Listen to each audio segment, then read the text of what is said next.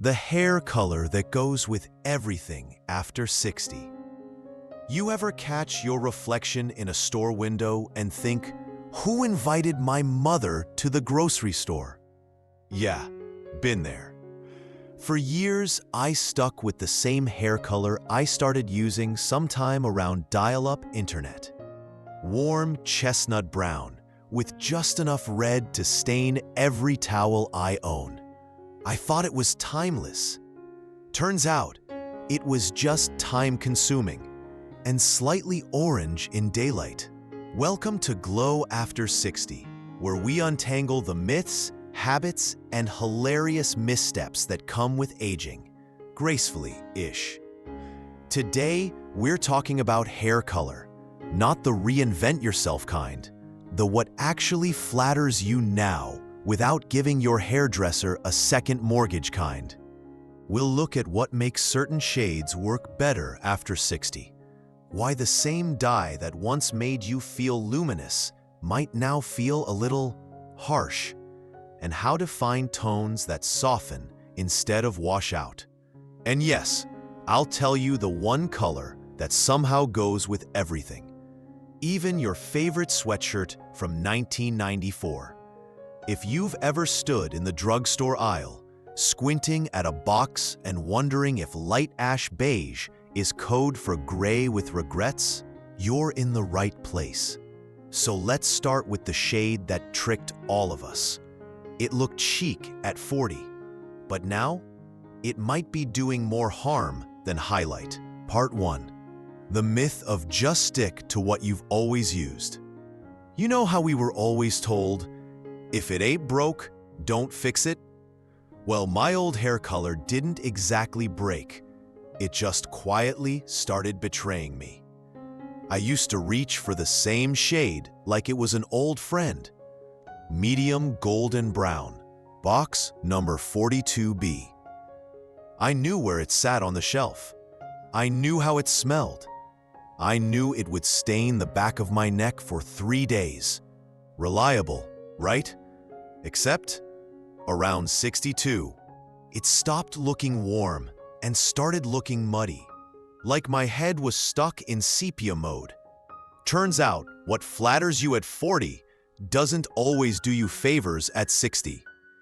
Skin tone shifts, hair texture changes. That same golden warmth, it can start to clash with cooler undertones that sneak in as we age. Apparently, nobody gave our face the memo. And here's the kicker. The deeper the shade, the harsher the contrast. That thing we thought was youthful, sometimes it's just too much. What worked back then might be working against you now. If this sounds familiar, you're not alone. We all have that instinct to stick with what we know, especially when hair color feels like a comfort zone with a plastic glove.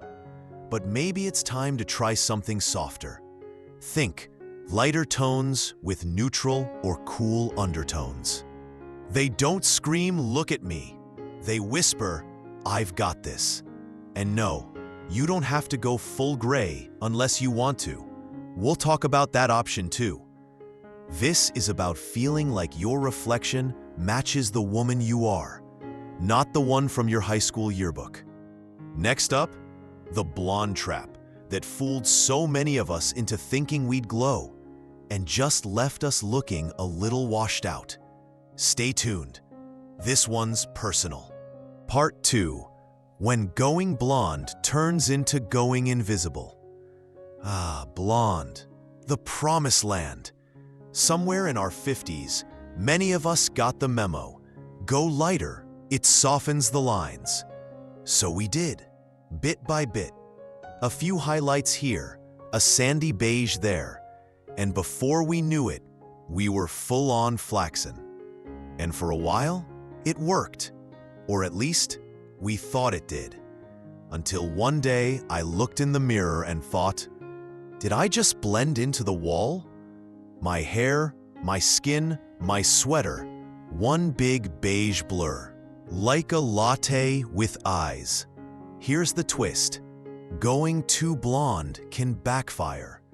especially after 60, when our natural coloring starts to cool down and our features soften. Instead of brightening, that pale blonde can actually drain the face. It's like putting on concealer that covers everything, including your personality. Ask me how I know. But no shame, blonde can still be beautiful after 60. Just needs a little more contrast, a hint of depth at the roots, some lowlights for dimension. Think buttery toast, not plain white bread. And if you've been using the same icy blonde since the Clinton administration, maybe it's time to add back a little warmth, or even try a blonde. Yes, that's a thing now. Brown plus blonde. Just enough to make your eyes pop again. You don't need a total makeover, just a tiny course correction. And speaking of course corrections, wait till you hear about the one product I swore by for years, and now won't touch with a 10-foot comb. Coming up next, the bottle that fooled me and my entire linen closet. Part 3. The box dye that's been lying to you. Let me tell you a little story. There was a time, maybe around my second frozen shoulder, when I truly believed box dye was my beauty secret. I had the routine down to a science. Towel over the sink, gloves on, timer set, and me hunched over the bathroom mirror like a determined chemist. And for a while, it worked, kind of, until one day, after a particularly rich mahogany session, my husband looked at me and said, "Did you mean for your hair to be purple?" Reader, I did not. Here's the thing about those off-the-shelf dyes. They're made to cover everything. And by everything, I mean even the personality. They can be way too pigmented for thinning or coarser hair, especially when it's already lost some of its natural oils. And don't get me started on the buildup. You think it's just adding color?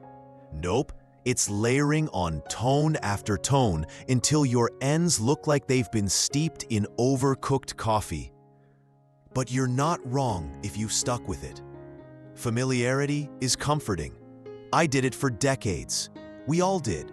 Still, your hair at 60 deserves better than a mystery in a box.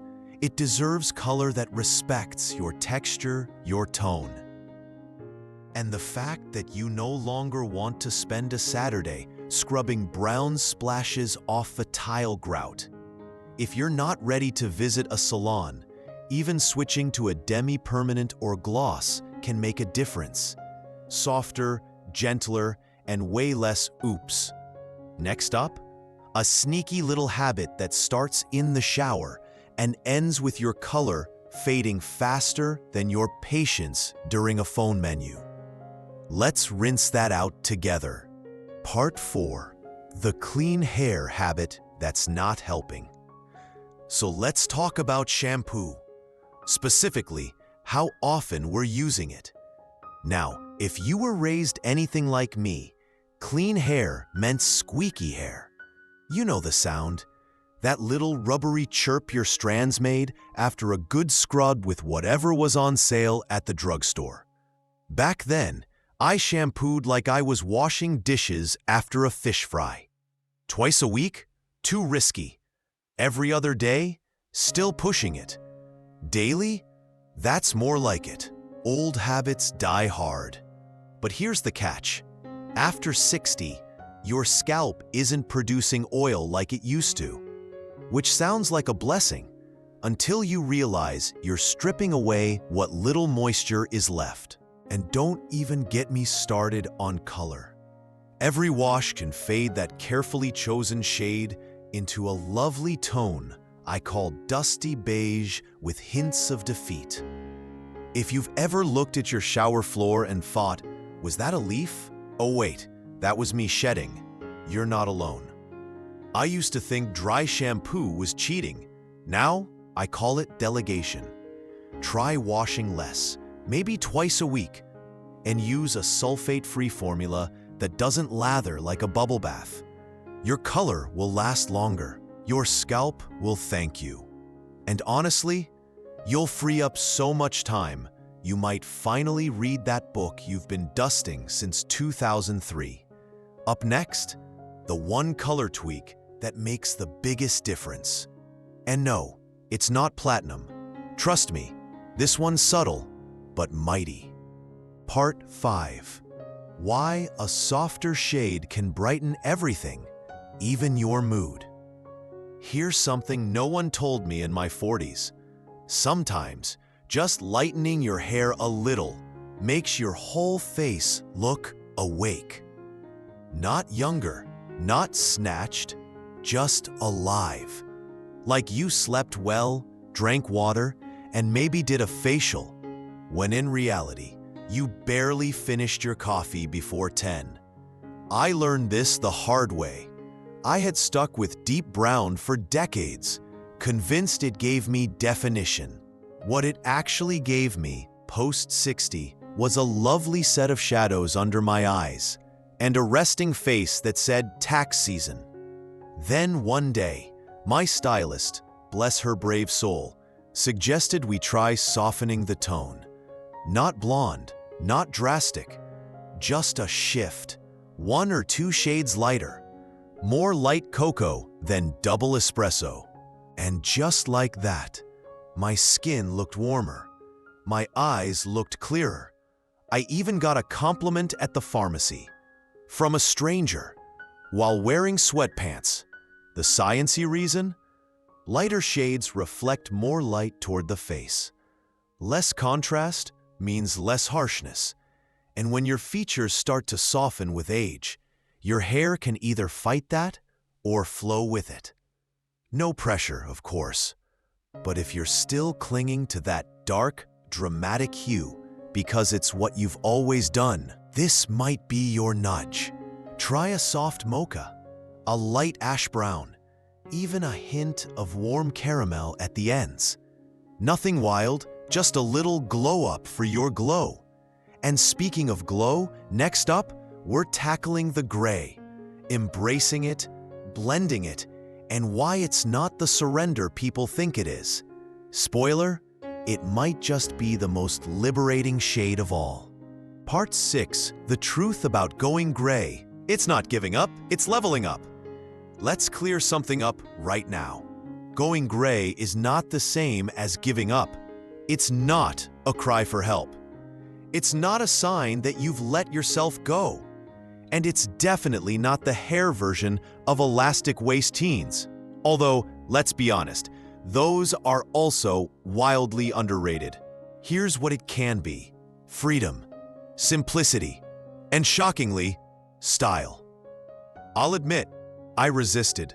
For years, I plucked, I died, I prayed. I once scheduled a touch-up before a family reunion just so my cousin wouldn't comment.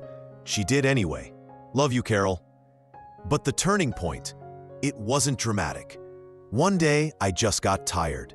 Not sad tired, just done with the appointments, the route watch, the towel stains, the mental math of how close can I get to the front row without someone seeing my part line. And when I finally let the silver grow in, guess what?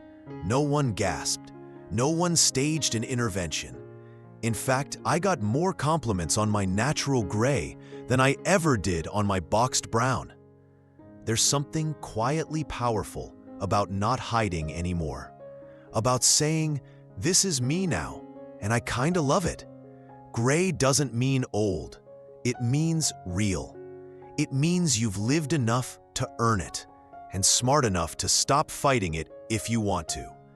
If you're not ready, totally fine. Blending is always an option. Soft highlights, silver gloss, whatever keeps you feeling like you. Just remember, this isn't about giving in. It's about choosing what works for you. And if you're curious what color flatters everyone after 60, the one that plays nice with gray, warm skin, cool tones, and everything in between, that one's coming next.